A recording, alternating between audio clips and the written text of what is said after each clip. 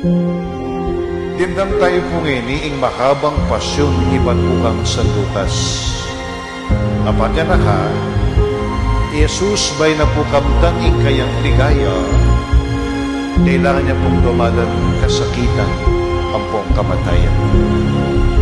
Ita mo po kay Ratnan, o tagdadalan ng kasakitan, piminatamulog at matatda kinatampong pag-asa.